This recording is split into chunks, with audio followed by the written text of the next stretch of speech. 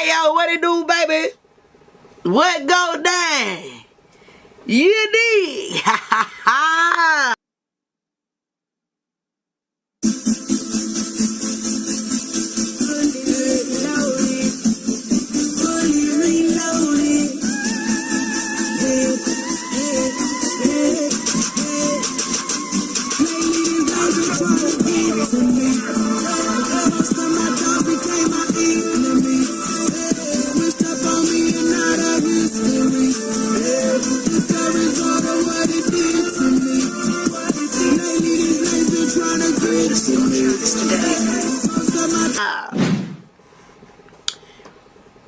Hey yo, say man, I'm back with another video, bro.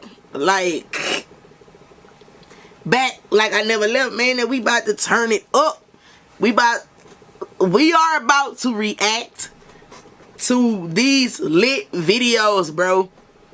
So I kept telling y'all last year, it's not just gonna be couples. It's gonna be lit stuff, man. We just gonna turn up, whether it's music, whether it's relationships, whether it's podcasts, whatever. Like, we just gonna turn up to the latest videos or the dopest videos. Even in-depth conversations. You know what I'm saying? It's gonna be amazing. An amazing journey. And I'm just going with the flow, baby. You dig? So, with no further ado, you already see what we are about to react to. So if this is your first time ever seeing me, a day your natural born life, baby, welcome to the Liquor Live crew. And if you've been holding it down, 10 toes down side of the concrete, baby, you already know how we ride. And that's that. You dig? We sipping on that Remy. We got the beats. And we just about to turn up, man. Let's do it. And action. Mothers of the victims are speaking out, saying the videos and lyrics have gone too far, giving specific details about the horrific crimes. Here are some Florida rappers that rap about real life situations. First, we have Pompano Beach native Kodak Black. In one of his most recent songs, I Wish, he speaks on his former friends, Wiz the Wizard's death. He says, I hate that I fell out with Wiz. You did what you did, so I did what I did. Wiz and Kodak were seen together at shows, doing music videos, and just hanging out. Everything was good until the summer of 2021. Around this time, Kodak and Wiz started to go back and forth on Twitter, starting with a post from Wiz saying, I'll be the rap niggas, following with another tweet saying, all these good at is going on live capping. Get your ass in the field and get active. A few hours later, Kodak made a tweet saying, be acting like killers. That should be killing me, which is actually one of Wiz's lyrics from the song that they have together, Righteous Reapers. Wiz replied to the tweet laughing, saying, on God. And although the messages exchanged between the two are very subliminal, you could still tell that something was going on behind the scenes. While all of this internet jabbing was going on, Kodak was beefing with two of his other close friends at the time as well, Wham Spin the Ben and Jack Boy. So at this point, it's starting to seem like he might be the problem. On September 17th, 2021, Wiz's body was found in the neighborhood that he grew up in, Hallandale Beach, Florida. According to investigators, foul play was involved in his murder, so it's hard to tell if it happened there or if his body was brought there afterwards. And I'm not saying Kodak had anything to do with Wiz's death. He just happened to say something about it in this song. Next, we have Wham Spin the Bam. In Wham's song, Paying for Killings, he said that Kodak gave me 30. I'll blow that in sacks. I'm finna sign for them M's. I ain't even tripping. You can get that back. By now, Kodak is notorious for messing up his deals with his artists. First, Jack Boy wanted out, then Wiz, now Wham. And it seems like now that these guys are trying to leave Kodak's wing and flourish on their own, he isn't too happy about it. Wham explains how Kodak only signed him for 30 grand, but now that he has some fame to his name, he wants more. And just like Kodak does with all his other rappers, he requested Wham to pay him back everything, which in this case would be $30,000. I still love the music Kodak, Wham, and Jack Boy makes, so I can't pick any sides in this drama. Let's just hope that they work everything out. Next, we have a rapper from Jacksonville, K-Soul. K-Soul is good friends with Young and Ace, one of Fulio's main ops. Despite all of these guys being from the the same exact area, they still hate each other's guts. In K-So's song, K-So-B, he says, Bibby had a closed casket. I ain't surprised. He is referring to Fulio's friend, Bibby. Around 3 p.m. on February 26, 2019, after reports of gunshots, Bibby was found dead in the Hilltop Village apartments. And I'm assuming the wounds were so bad that he had to have a closed casket. K-So was also arrested and charged with a murder later on that month. Fast forward 3 years later today, K-So is behind bars for 2 more murder charges, and his own father is even testifying against him.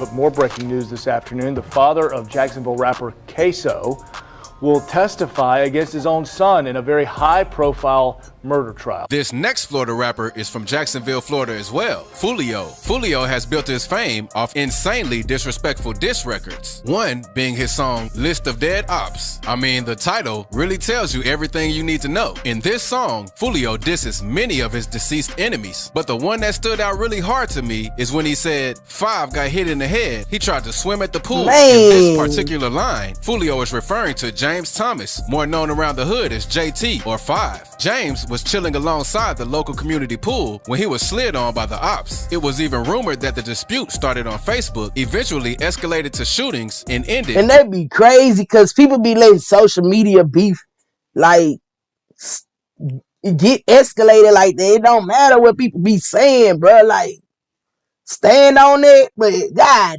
you can't. You want to do that in broad daylight and when kids outside. Like, you want to slide on your ops with women and children, bro. Like, that's lame, bro. That's lame, dog.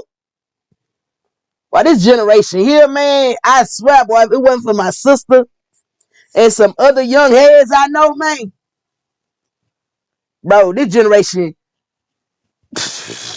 wicked, bro.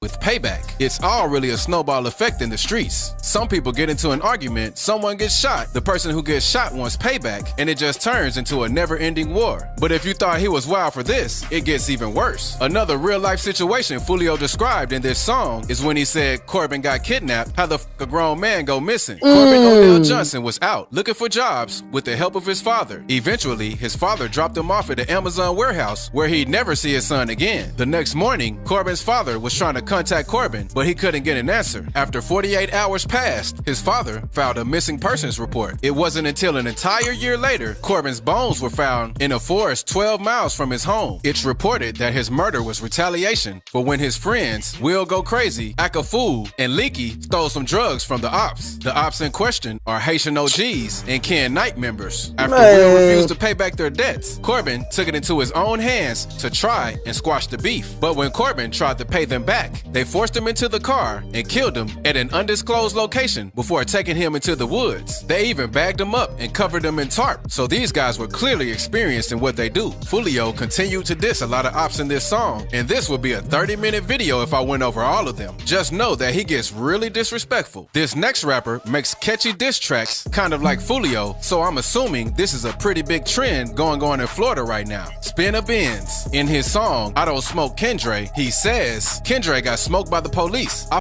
with Jit, so I'ma leave him out of the wood and smoke Pete. He was referring to 2 of his former ops, Kendra Austin and Antoine Williams, who goes by the name 35, Lil Petey, or Pete. Kendra was shot and killed by the police while fleeing a stolen vehicle. Kendra wasn't on his best behavior, you could say, because before stealing this car, he already had a record that included burglary, grand theft, resisting an officer without violence, and criminal mischief. After he stole the car, police blocked him in with their vehicles, but Kendra wasn't going out that easy. He rammed the stolen vehicle into the other cop cars and drove away before crashing into a dirt road not too far off from the police officers. Kendra and the passenger jumped out of the vehicle with guns in their hands, but the passenger dropped his and ran away in another direction. Kendra, on the other hand, never dropped his gun. He ran in the opposite direction of the passenger, and the officer fired 2 shots in his direction after he noticed he was still armed. Kendra then crouched down and faced towards the officer, almost as if he was planning to shoot back. That's when the officer fired 2 more more shots, hitting him. He later died in the hospital. But Spin-a-Benz knew and kind of respected Kendre, so he goes light on dissing him. But on the other hand, he shows no remorse for Pete. Antoine Williams, or Pete, was an 18-year-old football player that, from what I've read, had a great energy and big dreams. Antoine was killed on Sunday, May 3rd, 2020, in a drive-by shooting. He and 3 other guys were chilling together when a white sedan pulled up and sprayed the block down, leaving Antoine critically wounded and the other 3 with non-life-threatening injuries. Reports from the Jacksonville Sheriff's Office even say that there were over 50 shots fired from automatic weapons. Antoine's coach spoke out and said that if this virus breakout wasn't going on, Antoine would have been in football practice and this situation probably wouldn't have happened.